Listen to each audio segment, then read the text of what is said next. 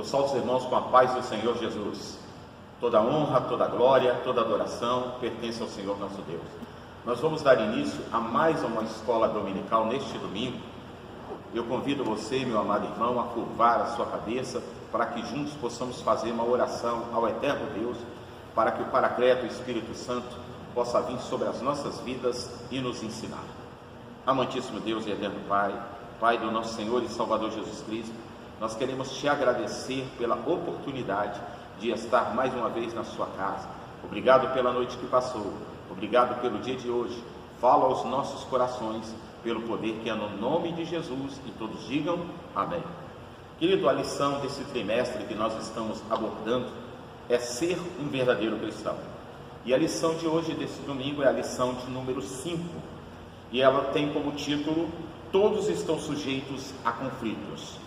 O texto áureo está baseado em Romanos. Você que está na tua casa e puder apanhar a sua Bíblia e conferir aí, Romanos no capítulo 8, no versículo de número 2, diz assim: porque a lei do Espírito de vida em Cristo Jesus me livrou da lei do pecado e da morte. O objetivo dessa lição nesta manhã é compreender que o conflito é resultado de duas forças que se opõem. Afinal de contas, pastor Benedito, que forças são essas que se opõem? O bem e o mal. E nós travamos aqui na terra uma luta, o espírito contra a carne. Porque em Romanos capítulo 8, no versículo 7, diz que a inclinação da carne é inimizade contra Deus, pois não é sujeita à lei de Deus, e na verdade não pode ser. Então são duas forças antagônicas que lutam entre si. O espírito querendo fazer a obediência à vontade de Deus, e a carne querendo fazer a vontade da carne. O segundo objetivo dessa lição é entender que o conflito é próprio de todo ser humano, desde o nascimento do homem, após a queda dos nossos primeiros pais no jardim do Éden, em desobedecer a voz, a ordem do Senhor nosso Deus. A partir de então, o homem agora começa a combater, a entrar em vários conflitos. Primeiro, ele não obedece à voz do Senhor nosso Deus, e o pecado através de um homem é introduzido. Mas o plano de resgate, de salvação do homem já estava pronto, e esse resgate só poderia vir através de um Deus que se fez homem, Jesus Cristo, o divino. Através do seu sangue carmesim, do seu sacrifício da cruz do Calvário, nós fomos resgatados e comprados por bom preço para vivermos uma vida em abundância aqui na terra. Mas enquanto eu e você aqui estivermos, nós iremos passar por lutas, por dificuldades, e a lição vai abordar aqui que todos estão sujeitos a conflitos. Quem são esses todos? Os que servem a Deus e os que não servem a Deus. E qual é a grande diferença daqueles que servem a Deus e passam por conflito, e aqueles que não servem a Deus e também passam por conflito? Nós vamos ver abordando essa lição de hoje, nessa manhã. O terceiro objetivo é entender que o conflito é próprio de todo ser humano, que Deus tem sempre a solução certa para resolver os conflitos. Vamos lá? Comentário, palavra introdutória diz assim: nessa lição, a partir de uma declaração do apóstolo Paulo, que teve de lidar com diversos conflitos no decorrer de seu ministério, abordaremos um assunto que está ligado ao dia a dia das pessoas, com muita propriedade. O apóstolo explica a fraqueza, aleluia, do ser humano, que vive dilemas constantes, e por fim, a vitória daquele que não anda segundo a carne, mas segundo o Espírito. Romanos capítulo 8, no versículo 1. A situação do homem diante dos conflitos é o primeiro tópico que nós iremos abordar. Como eu falei, conflitos são lutas ou combates internos e externos que ocorrem no dia a dia de todo ser humano. Esses que se apresentam de diversas formas e vários níveis de intensidades, é inevitável ao homem vivenciar tais embates, pelo fato de ele ter se envolvido com o pecado, mesmo sendo criado à imagem e à semelhança de Deus. Então a Bíblia diz que todos pecaram e destituídos estamos da glória de Deus. Então, qual é a primeira atitude? Vamos falar aqui de atitudes diante dos conflitos. Atitudes diante do conflito. É bem verdade que todo ser humano atravessa momentos conflituosos no decorrer de sua existência. Há de se destacar, no entanto, que a maneira de encará-los e tratá-los depende do estado espiritual do indivíduo. Eu convido você a abrir a sua Bíblia aí, querido, em 1 Pedro, no capítulo 2, no versículo 11.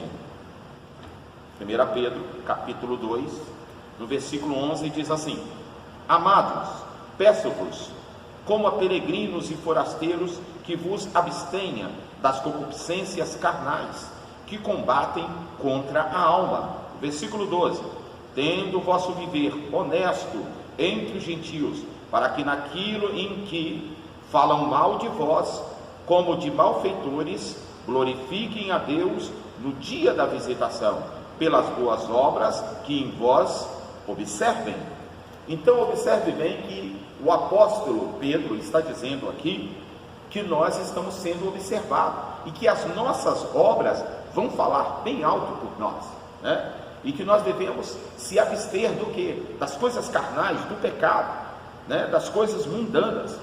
Se você olhar em Gálatas, você que está na sua casa, abra aí em Gálatas no capítulo de número 5, do versículo 19 ao versículo 23, fala justamente aqui das obras da carne e do fruto do Espírito. As obras da carne nós conhecemos muito bem, que são prostituição, impureza, lascívia, idolatria, feitiçaria, inimizades, porfins, emulações, iras, pelejas, dissensões, heresias, invejas, homicídios, bebedice, glutonaria e coisas semelhantes a essas, acerca das quais vos declaro, como já antes vos disse, que os que cometem tais coisas não herdarão o reino de Deus. Mas o fruto do Espírito, aleluia, é caridade, gozo, paz, longanimidade, benignidade, bondade, fé, mansidão, temperança. Contra essas coisas não há lei. Então nós enfrentamos as lutas, e as lutas vêm daqueles que verdadeiramente vivem uma vida em Cristo Jesus, obedecendo a sua palavra. O incrédulo e os conflitos. Nós vemos aí através da mídia, do meio de comunicação, que as pessoas que não têm um alicerce, não estão firmados na rocha, a forma que elas enfrentam as dificuldades, e o inimigo ele aproveita o momento da luta, o momento de conflito, o momento de uma luta interna, dentro da própria pessoa, de autoafirmação, e o inimigo sempre quer apresentar uma solução para esses conflitos que a pessoa vive, conflitos internos de ele mesmo e conflitos externos. E quais são esses conflitos, na verdade? Interno, autoafirmação do ser humano. E o conflito externo é quando vem as lutas no dia a dia, o desemprego, né? Que nós estamos vivendo justamente essa pandemia, muitos comércios estão fechando, pessoas estão perdendo justamente os seus empregos, e a pessoa não tem uma base para se firmar, fica desesperada, e o inimigo apresenta sempre uma solução, e a solução do inimigo é andar na contramão da vontade de Deus, e muitas das vezes o que ele apresenta para o ser humano é tirar a própria vida. Por isso nós vemos aí pessoas que a enfermidade vem sobre a vida, e a doença do século que tem atacado mais as pessoas chama-se depressão. A pessoa fica deprimida, a pessoa não consegue se alimentar, não se relaciona, fica encolhido dentro da sua própria casa, e o inimigo apresenta a solução que ele acha mais viável: a pessoa tirar a sua própria vida. Nós devemos lutar, nós devemos combater esse inimigo frente a frente. Só existe um jeito de nós vencermos: através de Cristo Jesus, nosso Senhor e Salvador. Os cristãos também passam dificuldade? Passam. Há momento que o próprio cristão, mesmo ele que agora aceitou viver uma vida com Cristo Jesus, há momento que ele fica indeciso nas suas decisões, e há momentos que ele pensa em parar e não caminhar mais na presença do Senhor e tomar uma atitude completamente contrária à vontade do Senhor nosso Deus. É necessário que nós venhamos nos alimentar. De que forma nós conseguiremos combater? Só existe uma forma de combater: buscando ainda mais o Senhor nosso Deus, se consagrando na presença dele. É a única solução que nós temos de viver uma vida verdadeiramente cristã e conseguir vencer os embates do dia a dia. Nós vamos falar de adversidades no meio de conflitos, né? Conflitos internos e de origens humanas. Nós falamos um pouco. Alguns conflitos entre a carne e o espírito. O cristão é também, de diversas maneiras, o cristão é tentado de diversas maneiras a transgredir a vontade do Senhor, de modo contínuo. Ele é estimulado a praticar aquilo que mais lhe traz prazer e satisfação, mesmo que esteja em discordância com a palavra de Deus. Nós estamos falando do cristão, tá? Ser tentado não é pecado, eu quero deixar isso aqui bem claro. Não é pecado ser tentado. O pecado está em sucumbir à tentação. Nessa situação, trava-se uma luta entre a carne, que quer ceder para alcançar seus intentos, e o espírito, que está em comunhão com Deus e discerne o bem e o mal. Como eu falei, existem duas forças antagônicas: o bem, que é fazer a vontade de Deus, e o mal, que é fazer a vontade do inimigo das nossas almas. Conflitos espirituais. Existe ainda outra fonte de conflito.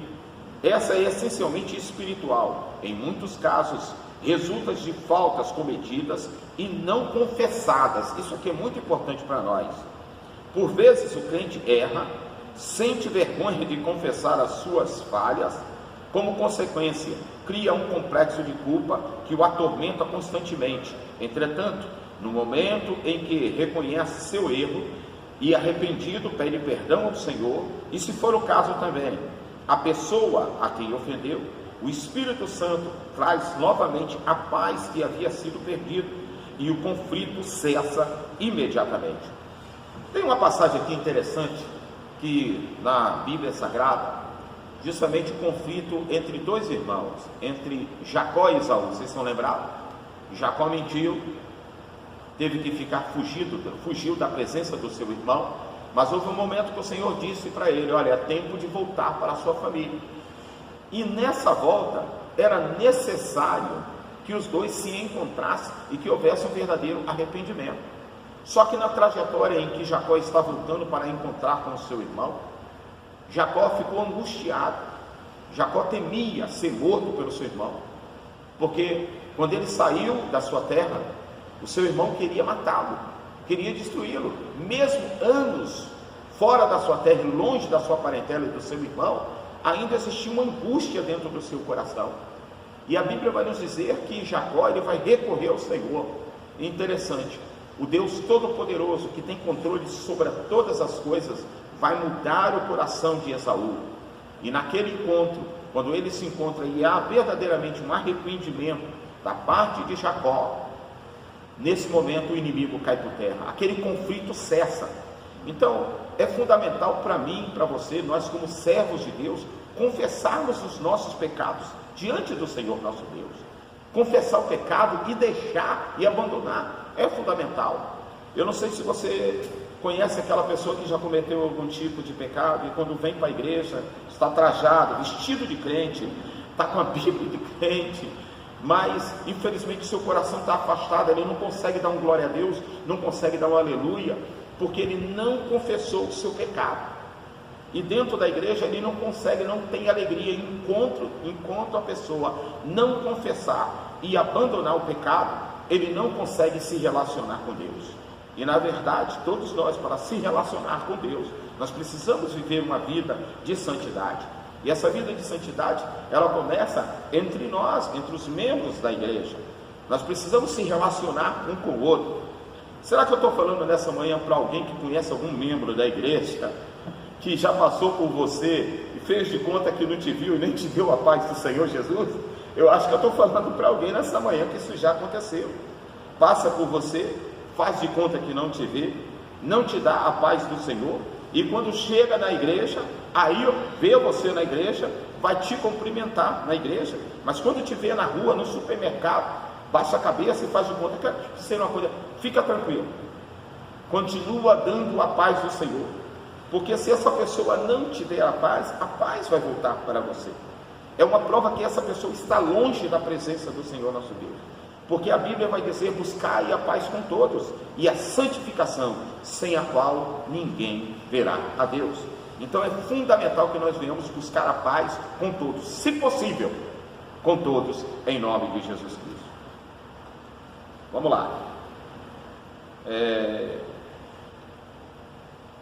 O tópico de número 3 fala sobre a intensidade da tribulação. Existem 3 tipos de tribulação aqui, o autor ele colocou aqui abordando 3 tipos de tribulação: conflitos mínimos, conflitos pequenos e grandes conflitos. Nós vamos abordar aqui algumas coisas aqui. Conflitos mínimos.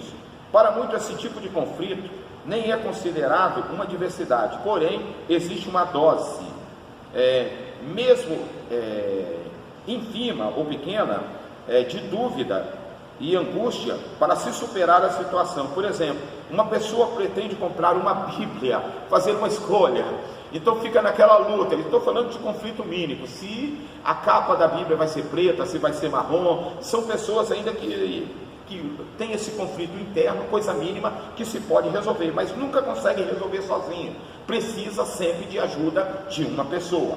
Conflito pequeno, até certo ponto, são de baixa intensidade, mas são frequentes, tá? Escolha da carreira.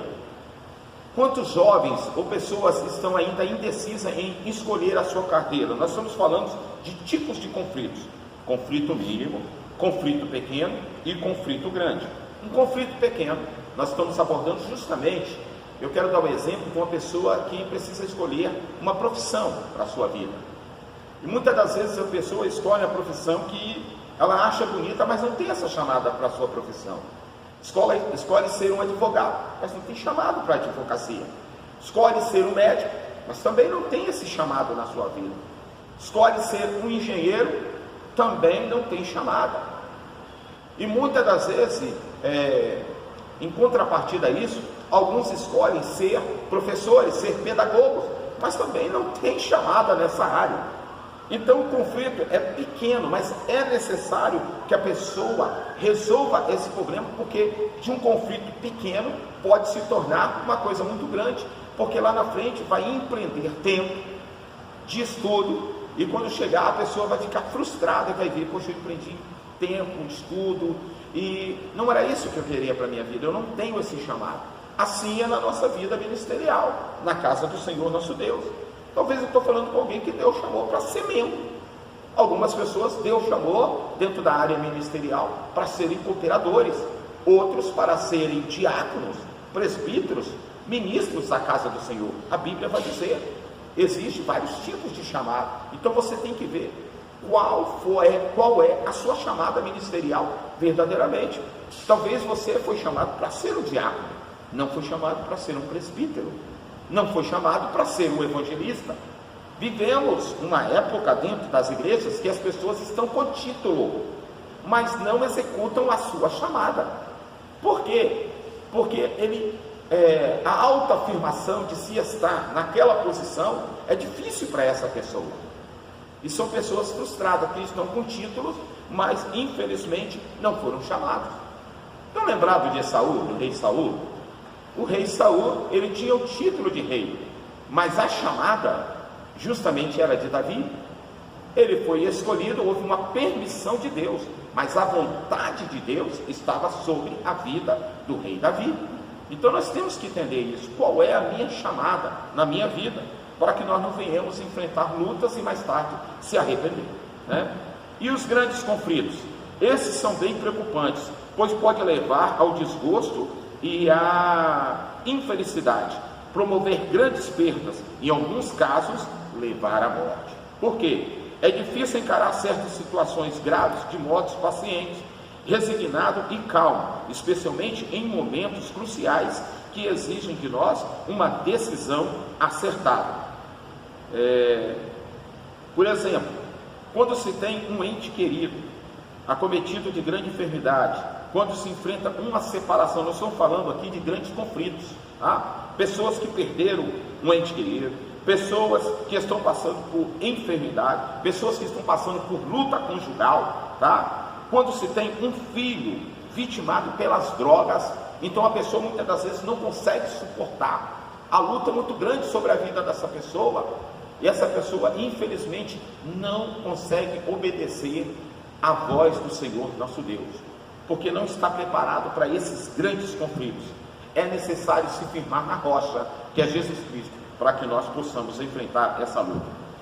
Como lidar com o conflito? Evite o conflito. Tem momento que é melhor você evitar o conflito, né? Por exemplo, as discussões entre casais. Eu quero falar um pouquinho sobre relacionamento para os casados nesse momento aí, né? Quem é que não passa por uma luta, uma discussão dentro de casa? Eu tenho 33 anos, para honra e glória do Senhor Jesus, com uma mesma esposa, mas ninguém vive um mar de rosa. Há momento que é necessário você fugir dos conflitos, das discussões, tá? Na maioria das vezes, as brigas começam por coisas banais, tá? Porém, com os dias vão se passando e o desentendimento vão crescendo e tornando-se frequente.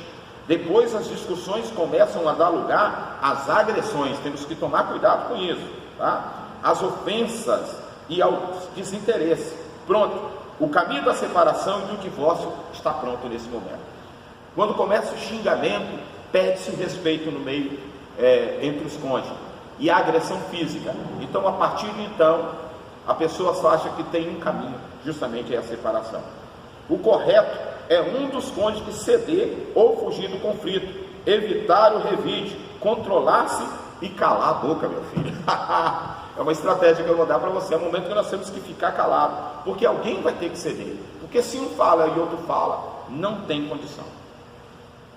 Fuja do conflito, tá? Fuja das lutas, querido. Há momento que tem que se fugir das lutas. Existem algumas pessoas que, por confiarem muito em si mesmo, pensam que podem enfrentar qualquer tipo de desafio ou mesmo tentação e saírem ilesas por engano. Paulo, homem experiente e de profunda espiritualidade, aconselha aos coríntios a fugirem de certas situações. 1 Coríntios capítulo 6, versículo 18, nós vamos estar lendo aqui. 1 Coríntios, você que tem a sua Bíblia aí, por favor. 1 Coríntios capítulo 6. Aleluia, glória a Deus. Deixa eu dar uma olhada aqui. 1 Coríntios capítulo 6, no versículo número 18.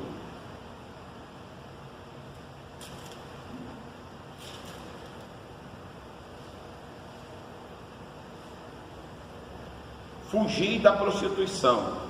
Todo pecado que o homem comete é fora do corpo, mas o que se prostitui peca contra o seu próprio corpo. Ou não sabeis que o nosso corpo é o templo do Espírito Santo que habita em vós, proveniente de Deus, e que não sois de vós mesmos, porque foste comprado por bom preço. Glorificai, pois, a Deus no vosso corpo e no vosso espírito, os quais pertencem a Deus. Fuja, meu irmão, dessas lutas de prostituição. É necessário o homem fugir, tá? Eu gostaria que você abrisse aí em 1 Timóteo capítulo 6, no versículo 11. 1 Timóteo capítulo 6, e aqui, só um minuto. 1 Timóteo capítulo 6,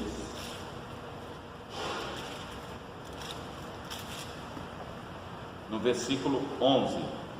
Mas tu, ó homem de Deus, foge dessas coisas e segue a justiça, a piedade, a fé, a caridade, a paciência e a mansidão.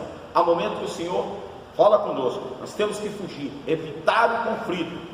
Muitas das vezes nós achamos, nós conseguimos combater. Quando nós falamos aqui, o apóstolo está falando justamente em 1 Coríntios capítulo 6, versículo 18, de fugir do pecado, da prostituição. Vocês estão lembrados de José? José, no Egito, a mulher de Potifar atacou aquele jovem, e o que ele fez? Mesmo ele sendo obediente à palavra do Senhor, ele fugiu, meu irmão. Se ele não foge, ele sabe que existia uma luta entre a obediência, que é o espírito, o homem interior que vivia nele, e a carne. Então não confie em você mesmo, é um momento que é necessário você fugir e se afastar de tudo aquilo que desagrada a Deus. Já estamos terminando. Não tome decisões apressadas, isso é fundamental para nós, que nós não venhamos tomar decisões apressadas. Estão lembrados de Moisés? Moisés, a Bíblia diz que quando ele agora cresce, ele fica sabendo de toda a sua história, ele vai visitar os seus irmãos, que estão passando por grande luta, e ele vai ver um egípcio lutando justamente contra um hebreu, açoitando um hebreu. Ele vai interferir e vai matar o egípcio, e ele vai esconder o corpo do egípcio achando que ninguém havia visto. Querido, há um momento de preparação na vida de cada um de nós. Observe que Moisés, ele não aguardou o tempo certo de Deus para a sua chamada. Ele teve que ficar 40 anos fugitivo na terra de Midian. E esse tempo era um tempo que Deus deu de preparação. Existe um tempo de preparação na nossa vida.